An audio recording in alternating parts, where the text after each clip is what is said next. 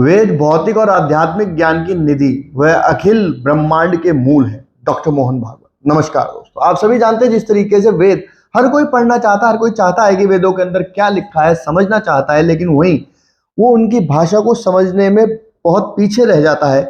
इसी काम को पूरा करने के लिए आर के पांडे जी, जो कि पिछले 10 वर्षों से इस काम को कर रहे थे, उनकी पूरी टीम इस काम को कर रही थी, और उन्होंने कल जिस तरीके से उनकी बनाई हुई पुस्तक, उनकी लिखी हुई पुस्तक जो उन्होंने हिंदी में वेदों को उतारा है, उसका विमोचन डॉक्टर मोहन भागवत जी ने भी किया। और इसके बाद उन्होंने बताया कि अगर कोई भी व्यक्ति वेदों का अनुसरण करता है, वेदों को अपने साथ अपने जीवन में उतारने की कोशिश करता है और उनका साथ लेता है, तो निश्चित ही वो दीर्घायु और निरोगी हो सकता है। आइए सुनते हैं मोहन भागवत जी ने क्या क्या कहा वेद और उसके बाद आर के पांडे और जी भारत क्या कह रहे हैं। ये कोई दो बातें नहीं है। वेदों में ज्ञान है और ज्ञान दोनों प्रकार का है, भौतिक भी है, आध्यात्मिक भी है। भगवान ने गीता में कहा है त्रैगुण्य विषयाद वेदा। प्रकृति त्रिगुणात्मक प्रकृति है जिसके अंदर सारी सृष्टि है, उसका ज्ञान भी वेदों में है। लेकिन आगे कहा है निस्त्रैगुण्यो भवार्जुना। तो वेदों में जो त्रिगुणात्मक ज्ञान है उसके परे जाकर वेदों में उसके परे का भी ज्ञान है। अविद्या भी है, विद्या भी है, उसको प्राप्त करो, ऐसा गीता में कहा गया है। तो ये वेदों का, वेद अपना ज्ञान निधि है। और ये वेद हम जानते हैं कि ये लिखे नहीं गए, ये सोचे नहीं गए, ये देखे गए। मंत्र दृष्टा थे ऋषि, उन्होंने ये सब देखा। तो प्रश्न मन में आता है कि ये ऐसे मंत्र पुस्तकों के पन्ने आते हैं क्या सामने? ऐसा उसका अर्थ नहीं है। सारी दुनिया ये तो मानती है, सारी दुनिया की सब धार्मिक परंपराएं और विज्ञान भी मानता है कि सृष्टि का पहला रूप ध्वनि था। तो बाइबल में भी कहा है कि पहले वर्ड ही था, वर्ड ही भगवान था। तो पहली हलचल जो हुई, निष्पन्द ब्रह्म व्यक्त ब्रह्म हुआ, व्यक्त ब्रह्म में आया, तो उसकी हलचल हुई और हलचल से ध्वनि उत्पन्न होती है। तो सारी दुनिया ये ध्वनियों की बनी है, जिसको अपने आप परंपरा में शब्द है स्वर, स्वरविद ऋषि ऐसा कहते हैं। इस स्वरों को वो देखते हैं, आंखों से देखना अलग बात है। वो एक भावातीत स्थिति में इन सब का अनुभव होता है। अब आज मनुष्य कलियुग की स्थिति में ज्ञान प्राप्त करता है, तो यहां तक जाना उसके लिए कलियुग में संभव नहीं है। वो थोड़े लोग होते हैं ऐसा जाने वाले। तो वो अपने ज्ञानेंद्रियों से ज्ञान प्राप्त करता है। ज्ञानेंद्रियों को कुछ और जोड़ता है, दूरबीन जोड़ता है, माइक्रोस्कोप जोड़ता है, उसके आधार पर जितना दिखता है उतना ज्ञान प्राप्त करता है। ये दोनों प्रकार है ज्ञान प्राप्त करने के। ज्ञानेंद्रियों से ज्ञान प्राप्त करने की एक मर्यादा है, वो मर्यादा अब विज्ञान प्राप्त कर चुका है। अब माइक्रोस्कोप और इन सब साधनों से ज्ञान प्राप्त नहीं होगा। विज्ञान कहता है कि अब हमको प्रकाश के वेग से ज्यादा जाने वाला कोई साधन चाहिए। ऐसा साधन दूसरा नहीं है, वो मनुष्य का मन ही है। और ये भी कहते हैं वैज्ञानिक कि मन को इस प्रकार बनाना है ज्ञान का साधन, तो वो ग्रंथों के भी नाम लेते हैं, पातंजल योग सूत्र, योग वासिष्ठ, ऐसे ग्रंथ हमको पढ़ने पड़ेंगे, वो कहते हैं। क्योंकि ये जो दूसरी पद्धति है कि इंद्रियातीत होकर भाव जगत में सृष्टि के सृष्टा भाव के साथ तन्मय होना और उसके आधार पर सब देखना, अंग्रेजी में जिसको इंट्यूशन कहते हैं। इंट्यूशन बहुत निम्न अवस्था है इस प्रक्रिया की। ऐसा ज्ञान हमारे पूर्वजों ने प्राप्त किया। क्योंकि पहले तो स्वाभाविक रूप से मनुष्य बाहर खोजता है, बाहर खोजने के वही साधन है, आंख है, कान है, नाक है, वो वही सारे पंचेंद्रियों के विषय उसके आधार पर चलते हैं। सारी दुनिया ऐसा ही कर रही थी सुख के खोज में, लेकिन जब उसमें सुख मिलता नहीं, शाश्वत कोई बात मिलती नहीं, टिकने वाली कोई बात मिलती नहीं है, ऐसा जब प्रतीत हुआ तो बाकी दुनिया में लोगों ने खोजना बंद कर दिया, ये समझ के कि ऐसी कोई एक चीज है ही नहीं है, कोई शाश्वत सुख वगैरह नहीं है, सृष्टि नाशवान है, सुख के साधन कम है, खाने वाले बहुत ज्यादा है, इसलिए स्पर्धा है, आपस में लड़ो मरो लेकिन सुख से जियो, सुख प्राप्त करने की क्षमता बढ़ाओ और सुख प्राप्त करने के लिए जो समय भगवान ने दिया है उसको बढ़ाओ, ज्यादा जियो और ज्यादा उपभोग करो, यही जीवन है, उसके लिए शक्ति की आवश्यकता है। लेकिन हमारे यहां लोग रुक गए नहीं, रुके नहीं यहां, उन्होंने अंदर खोजना प्रारंभ किया, क्योंकि हमारे यहां हमारी मातृभूमि भारत है, वो सुरक्षित और समृद्ध थी, समृद्धि होने के कारण यहां हमको अपना जीवन जीने के लिए स्पर्धा नहीं करनी पड़ती थी, सबके लिए भरपूर था, और चारों ओर से सुरक्षित होने के नाते आक्रमण का भी भय उस समय नहीं था। तो हमको लड़ने की जरूरत नहीं पड़ी, कुछ नहीं पड़ी, स्पर्धा की जरूरत नहीं पड़ी, तो फुर्सत भी थी और ऐसा सात्विक जीवन जीने के कारण प्रवृत्ति भी थी। तो हम यहां रुके नहीं, हमने कहा बाहर नहीं मिलता तो अंदर है क्या, खोजते खोजते हम अंदर वहां तक पहुंच गए, और पहुंचने के कारण फिर हमको ये पता चला कि वास्तव में सारा विश्व एक ही है और सब एक दूसरे से जुड़े हैं। ये जो अलगाव है, जो अलग अलग हम दिखते हैं, एक दूसरे को देखते हैं, एक दूसरे के साथ व्यवहार करते हैं, अच्छा व्यवहार करते हैं, बुरा व्यवहार करते हैं, पुण्य पाप की लड़ाई होती है, सारा जो होता है वो क्षणिक है और एक हद तक वो सही है, उसके बाद वो गलत है, यानी वो नहीं है, इसलिए उसको मिथ्या कहा गया। मिथ्या यानी झूठ नहीं, मिथ्या यानी एक हद तक चलता है, उसके बाद नहीं चलता है। मेरी भूख है तो मुझे खाना पड़ता है, आपकी भूख है तो आपको खाना पड़ता है, ये एक हद तक चलता है। जब पुत्र भोजन कर लेता और भोजन समाप्त हो जाता है तो माता कहती है कि तूने खा लिया, मेरा पेट भर गया। तो दोनों का पेट अलग अलग भरेगा, ये एक हद तक सत्य है, उसके बाद तो तुमने खा लिया, मेरा पेट भर गया, ये आता है।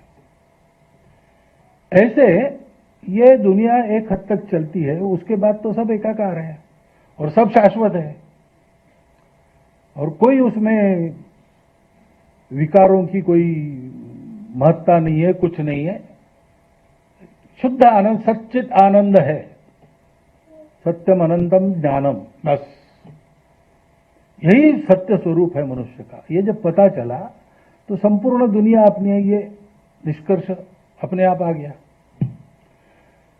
अब अपनी है तो उसको भी ये ज्ञान देना चाहिए जो हमको मिला है। इसलिए ऋषियों ने बहुत परिश्रम करके अपने राष्ट्र की उत्पत्ति की, क्योंकि विश्व के कल्याण की इच्छा उनके मन में थी। भद्रमिच्छन्त ऋषय स्वर्विदा तपो दीक्षाम उपसे दुरग्रे ततो राष्ट्रम बलम ओजश्च जातम। तो इसलिए मैंने कहा कि भारत और वेद एक साथ है, समानार्थी है, और मूल से जानने के कारण इसमें सारा ज्ञान है। तो बताओ सीटी स्कैन का मशीन वेद में कहां है, ऐसा कोई कहेगा नहीं है, ये बात सही है। लेकिन सीटी स्कैन का विज्ञान जो निकला है, जो जहां से निकला है, उस मूल को जानता है वेद, और इसलिए उस आधार पर चिंतन करने से हमारे भी विद्वानों ने बहुत बहुत पहले, विज्ञान के जन्म के सैकड़ों वर्ष पहले, सूर्य से पृथ्वी का अंतर कितना है वो बताया है, वो है वेदों में। सूर्य किरण को सूर्य से निकलकर पृथ्वी पर आने में कितना समय लगता है, उसका उल्लेख है वहां पे। वेदों के मंत्रों में गणित मिलता है। मैंने एक पुस्तक पढ़ी, रुद्र कहते हैं, उसमें चमक है, तो एक अंश में, तृतीय अंश में ऐसा है, तो विषम संख्या है। दूसरी जगह द्वितीय द्वितीय 2 से शुरू होता है, 2 4 6 ऐसा चल रहा है। तो पुस्तक बताती है कि एकम में वगैरह घन और घनमूल का फॉर्मूला है, क्यूब और रूट, और वो 2 4 वाला जो है वो वर्ग और वर्गमूल का फॉर्मूला है।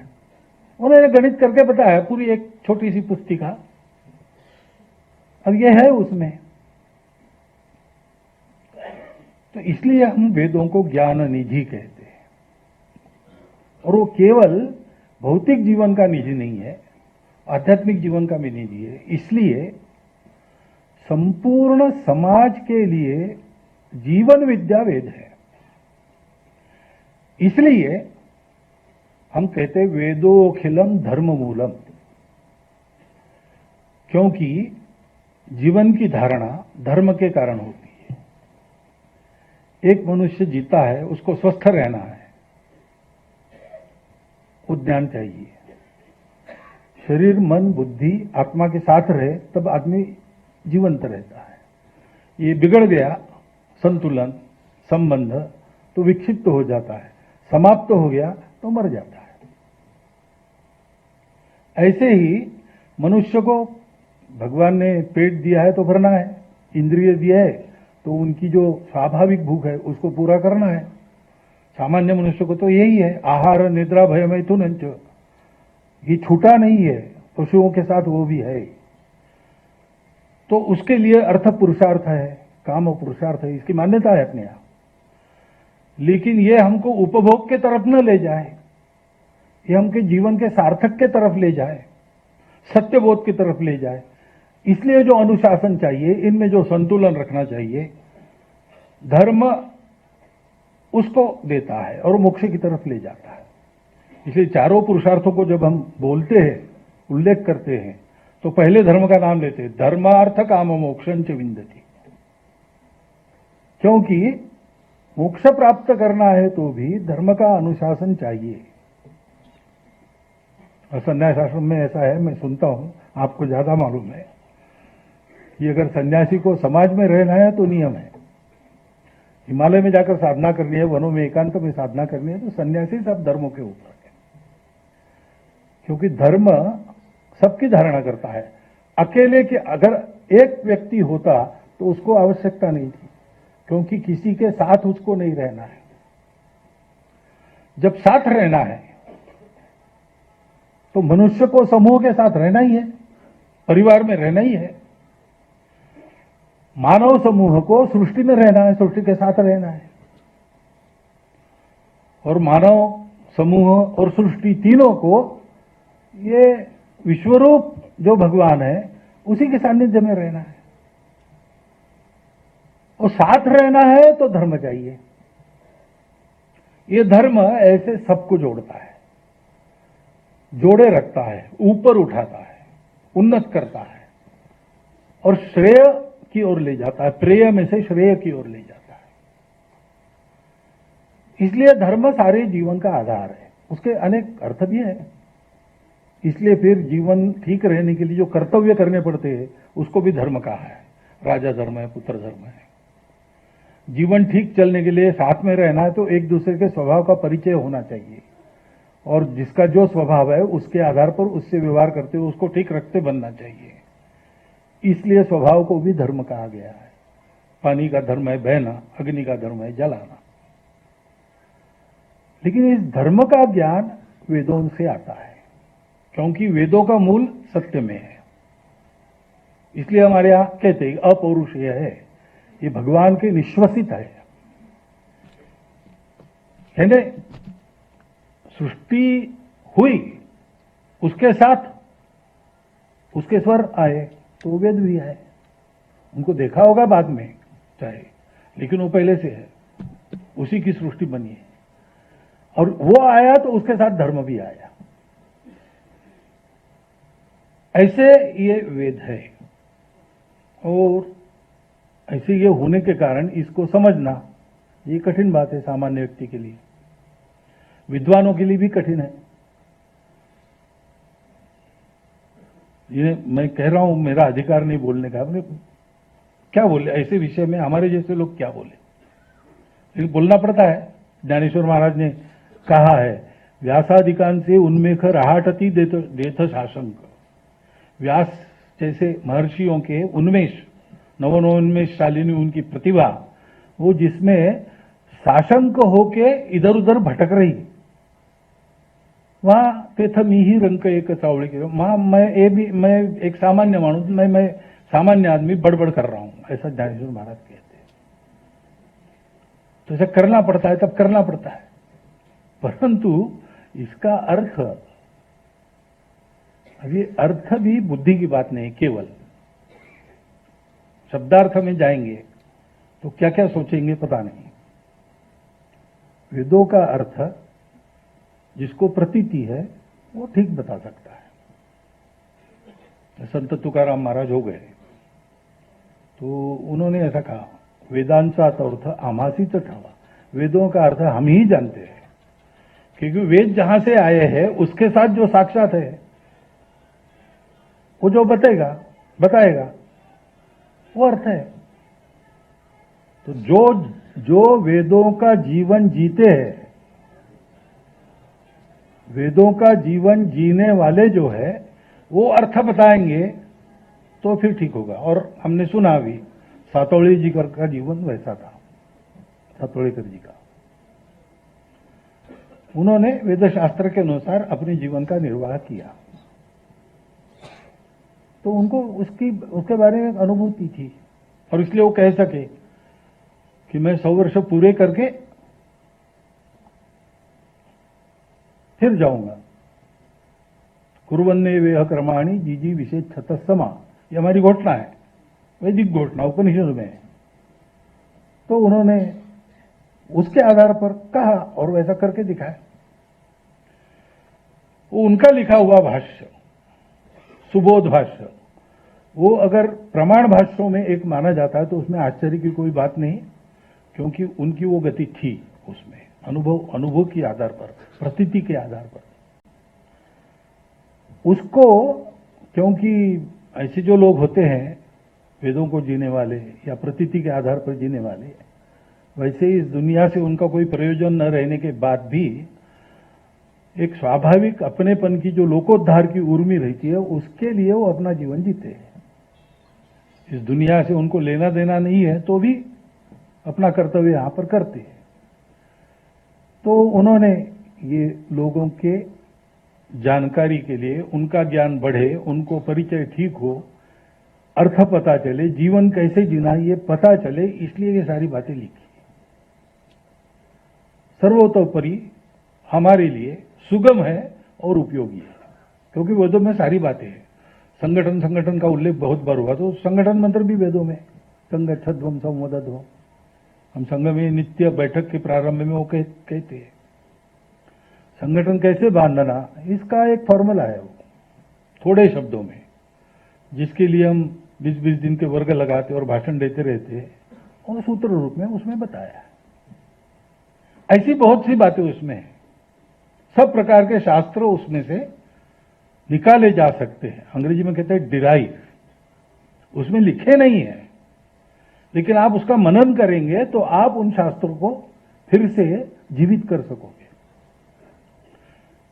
उसका अवगाहन करेंगे तो हर एक शास्त्र में अवगाहन करने की आपकी प्रतिभा पूर्ण बनेगी। ऐसे यह ग्रंथ है, और इसलिए स्वाध्याय मंडल पार्टी को वास्तव में हम सब लोगों ने केवल हृदय से धन्यवाद नहीं देना चाहिए, वो कैसा आगे बढ़े इसको भी देखना चाहिए, क्योंकि इतना उत्तम कार्य उन्होंने किया है कि हमारा जो श्रेष्ठ ज्ञाननिधि है, जो तीनों काल में सुसंगत है, सदा सर्वदा रहेगा, और विश्व की सभी ज्ञान प्रणालियों का जिसमें आधार है। ये भी मैं बहुत जिम्मेवारी के साथ बोल रहा हूं, क्योंकि प्रतीति वाले लोगों ने इसको बताया है।